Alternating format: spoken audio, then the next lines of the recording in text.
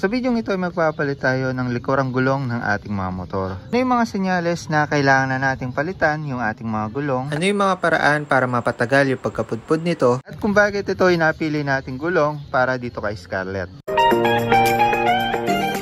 So, isang buwan pala yung nakakalipas, nagpalit na din tayo ng harapang gulong natin at Vistar po yung brand na pinalit natin dahil quality tsaka subok na natin yung gulong na to. Hindi po siya madulas sa kalsada, quality at also napakamura lang. Dito sa rear part ng ating mga gulong, Vistar din po yung nakalagay dito at ngayon umabot na po siya sa puntong kailangan na po natin siyang palitan. Isa sa pinaka clear sign na kailangan na natin palitan yung gulong natin ay kapag wala na po or umabot na po siya sa tread wear indicator, which is yun po yung nagdidikta na palitin na nga po yung ating mga gulong. So dito sa side part ng ating mga gulong, mostly makikita po tayo nito, may nakasulat po TWI.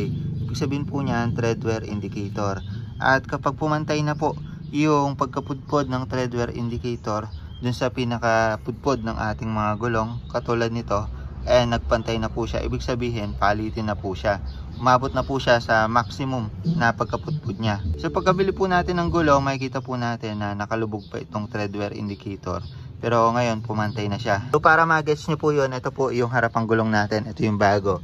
So dito may tread wear indicator din siya. Ayan yung may arrow dyan, tapatan lang natin. At makikita po natin dito sa gitna. Ayun, nakalubog pa yung tread wear indicator. So katulad lang yan yung sa likod natin. Ang kaso pumantay na nga kasi napudpud na itong makapal na part na ito. Kung makikita nyo naman, makapal naman po yung mga bagong gulong po natin. Kung kaya naman medyo matagal-tagal rin bago siya umabot dyan at bago po natin palitan. At base nga po dito sa Vistar na nilagay po natin, huling nilagay po natin, halos isang taon din.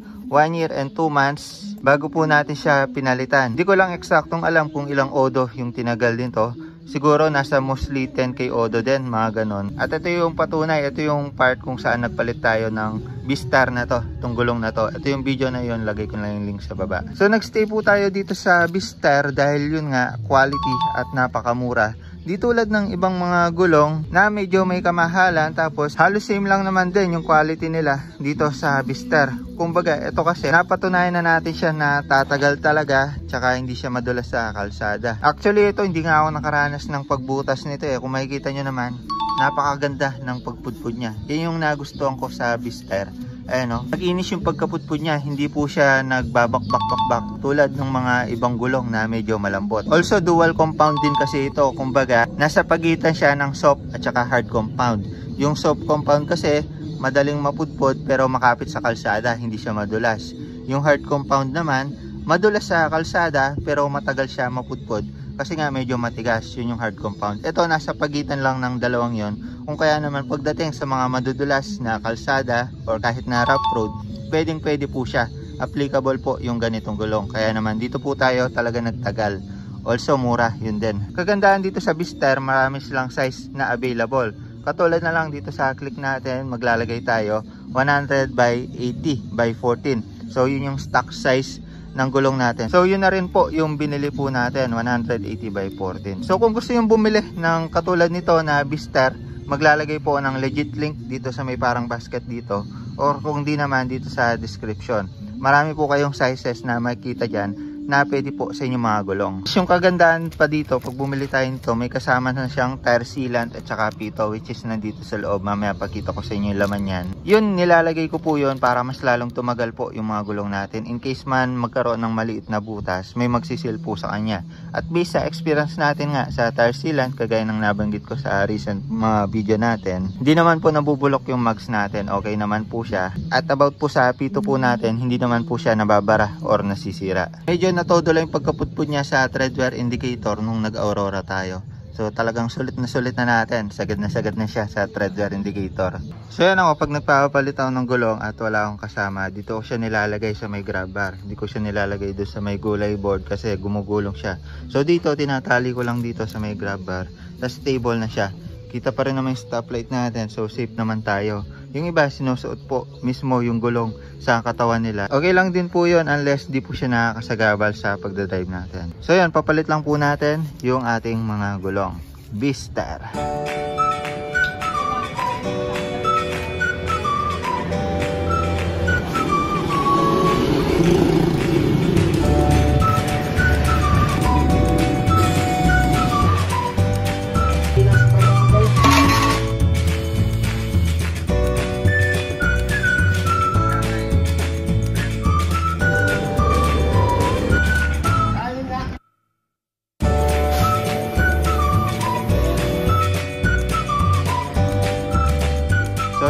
ipalagay na nga po natin itong Vistar natin. Kung makikita nyo naman, napakakapal. Napakaganda ng quality nung dinrive natin siya. Medyo tumaas yung ground clearance. Dahil nga medyo tumabato kasi mas makapal pagbago.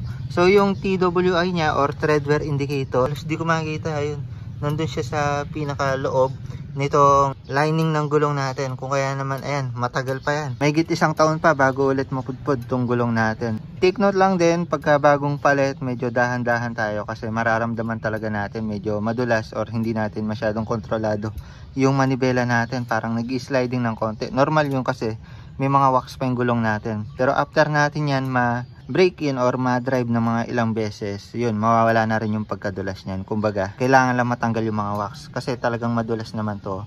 Kumbaga, yung grip niya sa kalsada, hindi pa ganun kakapit. So, tips lang din para mapatagal po natin yung buhay ng gulong natin. Kasi may mga factor kasi kung bakit napupudpud agad or mabilis ang napupudpud yung gulong po natin. Una po dyan, kapag mali yung tire pressure ng gulong po natin. Sa mga hindi po nakakala, may recommended po na tire pressure yung ating mga gulong para mag-operate po siya ng maayos sa kalsada.